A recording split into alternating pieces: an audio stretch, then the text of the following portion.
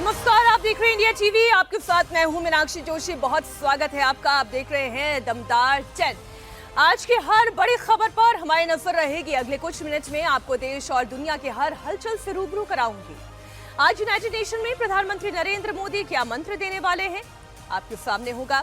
इससे पहले अमेरिका में कैसे पूरा माहौल मोदीमय नजर आया, हर तस्वीर होगी आपके सामने। यूपी में कहां-कहां एसटीएफ का दनादन एक्शन हो रहा है, खबर दिखाऊंगी।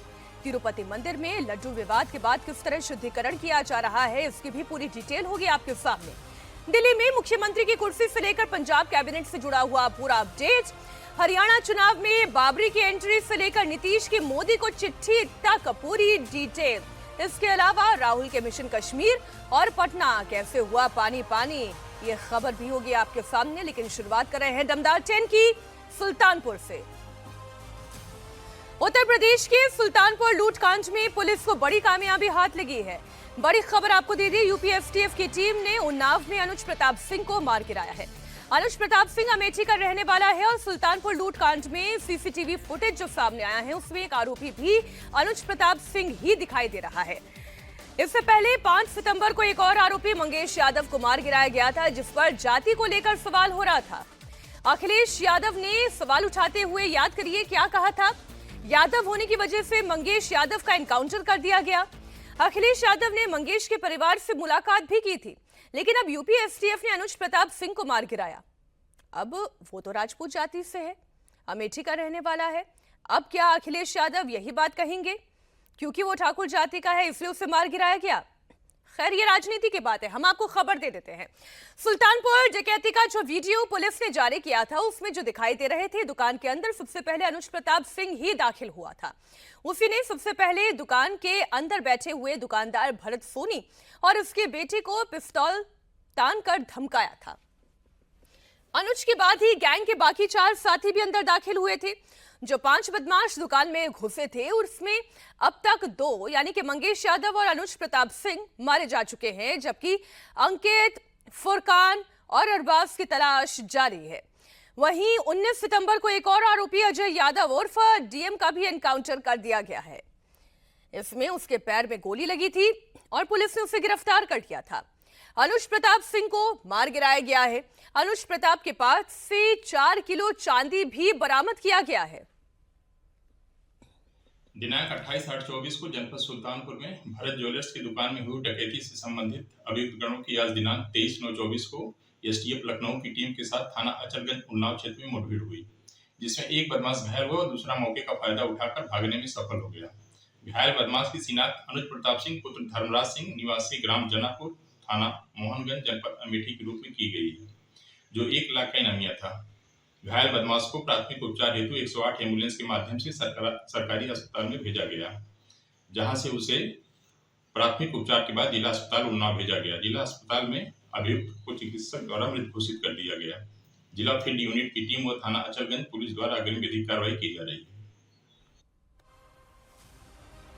सुल्तानपुर लूटकांड में बदमाशों ने 3 ग्रुप बनाकर 28 अगस्त को वारदात को अंजाम दिया था। इस मामले में यूपी एसटीएफ का एक्शन जारी है। आइए आपको बता देती हूं कि किस ग्रुप में आखिर क्या हुआ और ये एनकाउंटर कैसे अंजाम दिया गया। सबसे पहले बात ग्रुप ए की करती हूं। इस ग्रुप का काम था बदमाशों को गाड़ी अरेंज कराना। इसमें पुष्पेंद्र सिंह, त्रिभुवन कोरी और सचिन सिंह शामिल थे। पुलिस ने एनकाउंटर कर तीनों को गिरफ्तार कर लिया। ग्रुप बी का काम था बाहर पहरा देना और बदमाशों को बैकअप देना। इसके आरोपियों में से एक अजय यादव को 19 सितंबर को पुलिस ने गिरफ्तार किया, जबकि मास्टरमाइंड विपिन सिंह ने सरेंडर किया था। इसके अलावा दुर्गेश प्रताप सिंह ने भी सरेंडर किया। पुलिस विनय शुक्ला, अरविंद यादव और विवेक सिंह को पहले ही गिरफ्तार कर चुकी है। 28 अगस्त को सुल्तानपुर में ज्वेलरी शॉप में करीब 1.5 करोड़ की लूट हुई थी। इसका सीसीटीवी वीडियो भी सामने आया है। सीसीटीवी में 5 बदमाश दुकान के भीतर लूट की वारदात को अंजाम देते हुए दिखाई दे रहे थे। इसमें से मंगेश यादव का 5 सितंबर को एनकाउंटर हुआ था, जिसमें वो मारा गया, जबकि 22 सितंबर को अनुज प्रताप सिंह का एनकाउंटर हुआ। अब यूपी एसटीएफ को फुरकान, अरबाज और अंकित की तलाश है, यानी कि पूरे कांड में कुल 14 बदमाश शामिल हैं। अब तक 2 बदमाश मारे जा चुके हैं, 3 की तलाश जारी है, बाकी 9 की गिरफ्तारी हो चुकी है।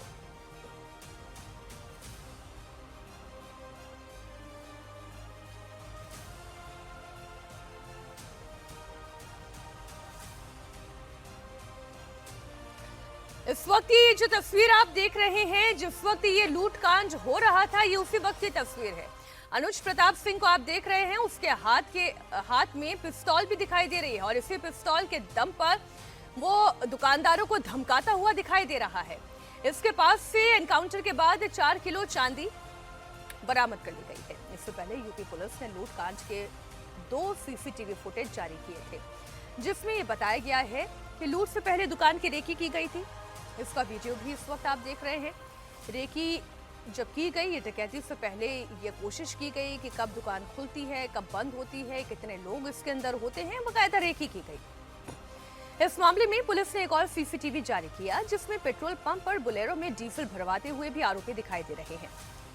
वारदात के बाद इसी बुलेरो का इस्तेमाल बदमाशों ने किया था यहां से भागने के लिए। उन्नाव एनकाउंटर पर योगी आदित्यनाथ का अखिलेश यादव पर तंज। रामधारी सिंह दिनकर की कविता को शेयर करते हुए उन्होंने लिखा, जाति जाति का केवल कायर क्रूर मचाते हैं। अब ये देखिए, जो शोर मचाने वाली बात है, ये दरअसल रामधारी सिंह दिनकर की एक कविता है, जिसमें उन्होंने जाति की बात की है और आज उसी जाति को लेकर जो अखिलेश यादव ने टिप्पणी की थी और कहा था कि देखिए, मंगेश यादव, क्योंकि वो यादव था इसलिए उसको गोली से मार डाला गया।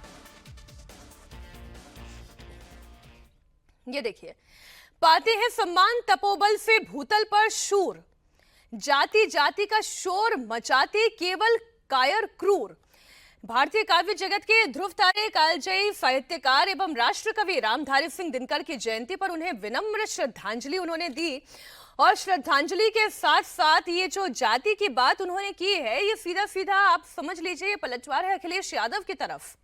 हमारी सहयोगी रुचि कुमार इस खबर पर जुड़ गई हैं। रुचि, ये भी गजब का संयोग बन गया कि आज दिनकर जी की जयंती है और दिनकर जी की उन्हीं पंक्तियों का सहारा मुख्यमंत्री योगी आदित्यनाथ ने लिया है उन्हें श्रद्धांजलि देने के लिए, जिसमें जाति की बात कही गई है।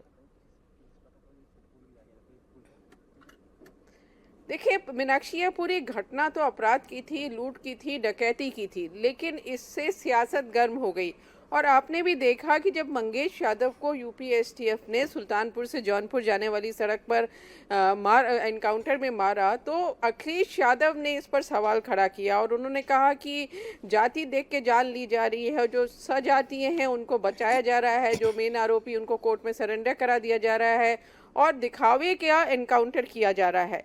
तो पिछले करीब 20 दिन से हम देख रहे हैं कि ये मामला, सियासत इसको लेकर गर्म थी, लेकिन आज एक बड़ी कामयाबी यूपी एसटीएफ को मिली है। और क्योंकि बड़ी लूट थी मीनाक्षी, कहीं पे दिन दहाड़े 1 करोड़ 30 लाख रुपए की लूट हो जाए और पूरा सोना चांदी दुकान से लोग लूट के ले जाएं, तो बड़ी बात थी। लेकिन अब धीरे धीरे सारे अपराधी पकड़े जा रहे हैं। जो लूट का माल है वो पहले ही सराफा व्यापारी को वापस मिल चुका है और आज ये एनकाउंटर हो गया। अब सिर्फ 3 लोग हैं इस लूट में जो आरोपी है, उनको पकड़ा जाना बाकी है। तो जाहिर है कि योगी आदित्यनाथ ने जो ट्वीट किया है, दिनकर जी को याद किया, उनकी कविता ट्वीट की है, तो उन्होंने एक तरह का अखिलेश यादव को जवाब दिया है, जो अपराध में भी जाति की बात कर रहे थे कि जाति देखकर यूपी में मुठभेड़ की जा रही है। जी मीनाक्षी, अब देखिए, मैं जो अखिलेश यादव का भी ट्विटर हैंडल पढ़ रही हूँ, उनका एक्सपोस्ट पढ़ रही हूँ, उसमें उन्होंने इतनी तरीके की बातें जाति को लेकर कही है। उत्तर प्रदेश की भाजपा सरकार पर उन्होंने आरोप लगाया कि झूठी एफआईआर दर्ज होती हैं। उन्होंने आरोप लगाया कि जाति देखकर एनकाउंटर होता है। उन्होंने आरोप लगाया, ऐसे न जाने कितने सारे उनके इस पूरे एक्सपोज में मैं पढ़ पा रही हूँ। लेकिन ये मामला तो सीधा सीधा लॉ एंड ऑर्डर का है रुचि। इसमें सीधा सीधा आरोपी हैं जो लूट कांड में कैद हो गए हैं, जिनकी तस्वीरें सामने हैं। इसे जाति का एंगल देना, ये तो प्योर पॉलिटिक्स है। और अब जब एक ठाकुर की एनकाउंटर में मौत हो गई है, तब अखिलेश यादव ने कुछ भी नहीं लिखा है, या शायद वो भी रिएक्शन देने के लिए अभी इंतजार कर रहे हैं। देखिए, जो सवाल अखिलेश यादव ने उठाए थे और समाजवादी पार्टी ने उठाए थे, वो इस पर थे कि मंगेश यादव को गलत तरीके से यूपी एसटीएफ ने मुठभेड़ में मार गिराया है। क्योंकि मंगेश के घर वालों ने पहले ये कहा था, उनकी जो मंगेश की माँ और बहन थी, कि मंगेश को घर से उठाकर पुलिस ले गई थी एनकाउंटर के 3 दिन पहले। तो उसी को लेकर अखिलेश यादव ने इस मुठभेड़ पर सवाल उठाए थे और आपने देखा कि किस तरह से सियासत हुई। जो मंगेश की मां और मंगेश की बहन थी वो लखनऊ में आई, अखिलेश यादव ने प्रेस कॉन्फ्रेंस के सामने दोनों की बात कराई कि किस तरह से मंगेश को ज़बरदस्ती फर्जी एनकाउंटर में मारा गया है। तो जाहिर है कि क्योंकि मंगेश यादव था तो अखिलेश यादव, अब आपने देखा कि अभी लोकसभा चुनाव हुआ और उत्तर प्रदेश में वैसे भी आप जाति को अलग करके मीनाक्षी कोई भी राजनीति नहीं देख सकती हैं, और यहाँ पर जब लोकसभा चुनाव हुआ तो देखा कि पीडीए ने किस तरह से अखिलेश यादव का साथ दिया, तो शायद वो उसी कामयाबी को आगे बढ़ाना चाहते हैं। जी, बहुत शुक्रिया रुचि आपका पूरी जानकारी के लिए, और हमें इंतजार रहेगा अभी इस एनकाउंटर के बाद भी क्या अखिलेश यादव कोई टिप्पणी करते हैं या नहीं। उत्तर प्रदेश के उन्नाव में ही नहीं, बरेली में भी दो एनकाउंटर हुए हैं। बरेली में पुलिस ने एनकाउंटर कर 6 बदमाशों को गिरफ्तार किया है। पहला एनकाउंटर फतेहगंज पूर्वी इलाके में हुआ, जहां पुलिस ने मुठभेड़ के बाद 3 बदमाशों को गिरफ्तार किया। 2 घंटे के बाद ही पुलिस और बदमाशों के बीच दूसरी मुठभेड़ हुई। यह आंवला इलाके में हुई, जहां एनकाउंटर के बाद पुलिस ने 3 बदमाशों को गिरफ्तार कर लिया। दोनों मुठभेड़ में 3 बदमाशों को गोली लगी है। इन बदमाशों के खिलाफ बरेली के अलग अलग थानों में कई केस दर्ज किए गए हैं।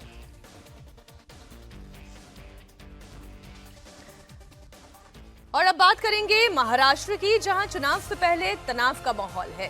आज संभाजी नगर से ओवैसी की पार्टी एआईएमआईएम के पूर्व सांसद इम्तियाज जलील ने मुंबई कूच किया है। इनके साथ सैकड़ों की संख्या में मुस्लिम समाज के लोग भी मुंबई की तरफ बढ़ रहे हैं। इम्तियाज का ये मुंबई कूच रामगिरी महाराज और बीजेपी विधायक नीतीश राणे की विवादित बयानबाजी के खिलाफ है। दोनों पर एक्शन की मांग को लेकर अब से कुछ ही घंटे के बाद इम्तियाज मुंबई पहुंचेंगे, जहां पर वो सीएम शिंदे को संविधान की कॉपी सौंपने वाले हैं। चुनाव से पहले संभाजीनगर सियासत की नई प्रयोगशाला बन चुकी है। आज टी राजा भी संभाजीनगर पहुंच रहे हैं। अब से थोड़ी देर के बाद टी राजा संभाजीनगर में रामगिरी महाराज के समर्थन में रैली करने वाले हैं। टी राजा के साथ रैली में कई हिंदू संगठन शामिल होंगे। टी राजा और उनके समर्थक संभाजीनगर में महाराणा प्रताप चौक से गंगापुर तक मोर्चा निकालेंगे। ये तस्वीर इस वक्त आप देख रहे हैं संभाजी नगर में। अब टी राजा की रैली हो या इम्तियाज जलील का मुंबई कूच हो, इस वक्त पूरे महाराष्ट्र में हिंदू वर्सेस मुस्लिम इस तरीके की एक परिस्थिति दिखाई दे रही है। इसी बीच मुंबई कूच पर निकले एआईएमआईएम के पूर्व सांसद इम्तियाज जलील ने शिंदे सरकार पर बड़ा हमला बोला है। इम्तियाज जलील ने कहा है कि रामगिरी महाराज और नीतीश राणे ने सरकार के इशारे पर मुसलमानों के खिलाफ विवादित बयानबाजी की, उनकी धार्मिक भावनाओं को आहत किया। इम्तियाज ने आगे ये भी कहा कि रामगिरी महाराज और सीएम शिंदे की मानसिकता एक है, तभी शिंदे खुलकर रामगिरी महाराज के साथ खड़े हैं, जबकि मुसलमानों को खुलेआम धमकियां दी जा रही है और सरकार के दबाव में पुलिस एक्शन नहीं ले रही है।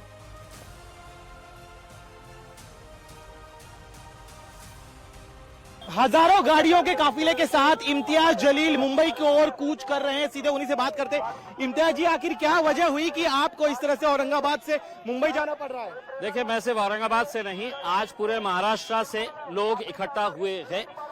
वो हुकूमत को याद दिलाने के लिए जा रहे हैं हम कि ये राज्य जो है वो कायदे से, कानून से, संविधान से चलेगा। जिस तरीके से जाति, धर्म और मजहब के नाम के ऊपर गंदी घटिया राजनीति खेली जा रही है, स्टेज के ऊपर खड़े रह के मुसलमानों को गाली दी जा रही है, हमारे धर्म के ऊपर गाली दी जा रही है, कोई कार्रवाई नहीं हो रही है, पुलिस खामोश बैठी हुई है, सरकार प्रशासन है तो इसको बढ़ावा दे रही है।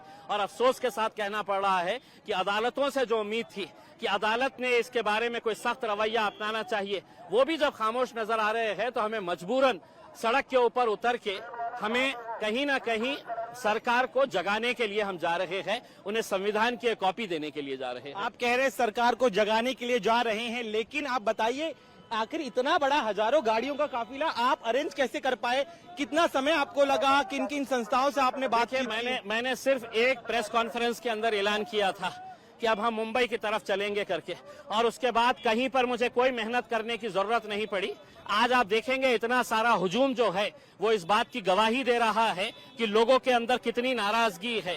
क्या ये देश, क्या ये राज्य गुंडागर्दी के हिसाब से चलेगा कि कोई कुछ भी कहेगा और हमने खामोश बैठ के सुनते रहना चाहिए? पुलिस ने खामोश बैठ के सुनते रहना चाहिए। महाराष्ट्र का एक इतिहास रहा है, बहुत अच्छे पुलिस ऑफिसर्स यहाँ पर रहे हैं, लेकिन के साथ कहना पड़ रहा है कि राजनीति ने इनके ऐसे हाथ बांध रखे हैं कि ये बेचारे भी कुछ कर नहीं पा रहे हैं। अपनी आंखों के सामने देख रहे हैं कि गैर कानूनी कुछ हो रहा है, कोई क्रिमिनल एक्ट हो रहा है, लेकिन कर नहीं पा रहे हैं। अब बात सीएम योगी आदित्यनाथ की। मुख्यमंत्री योगी आदित्यनाथ मिशन 10 में जुड़े हुए हैं। यूपी की 10 सीटों पर उपचुनाव होने वाले हैं। इसी के तहत सीएम योगी आज मिर्जापुर दौरे पर रहेंगे। सीएम योगी मझवा विधानसभा उपचुनाव से पहले कई मिर्जापुर वासियों को परियोजनाओं की सौगात देंगे। सीएम योगी आदित्यनाथ के दौरे को देखते हुए प्रशासन ने सुरक्षा के पुख्ता इंतजाम किए हैं। इससे पहले कल मुख्यमंत्री योगी हरियाणा के दौरे पर थे, जहां चुनावी सभा के दौरान कांग्रेस पर जबरदस्त हमला बोला और कहा कि कांग्रेस की हालत बाबरी ढांचे के समान जर्जर हो गई है। बहनों और भाइयों, आज कांग्रेस का ढांचा वैसे ही जर्जर हो चुका है जैसे अयोध्या में बाबरी ढांचा था।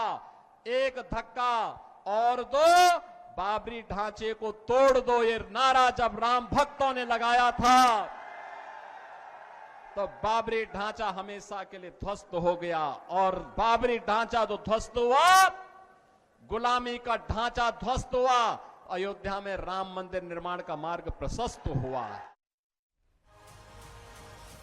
योगी आदित्यनाथ हरियाणा में प्रचार के दौरान कांग्रेस पर जमकर अटैक कर रहे हैं। योगी ने जो बांग्लादेश हिंसा के बाद कहा था वही हरियाणा में रिपीट किया।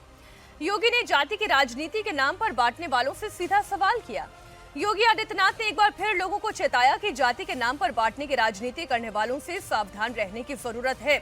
योगी ने कहा, बटेंगे तो कटेंगे, एक रहेंगे तो नेक रहेंगे।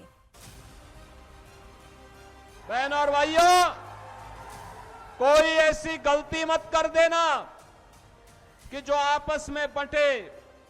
याद रखना, बटे तो कटे, ये कभी नहीं होने देना है। और ये कांग्रेस का जो हाथ है ना, ये अभी हालात को और बिगाड़ने के लिए आया है। कांग्रेस का हाथ बिगाड़ेगा हालात।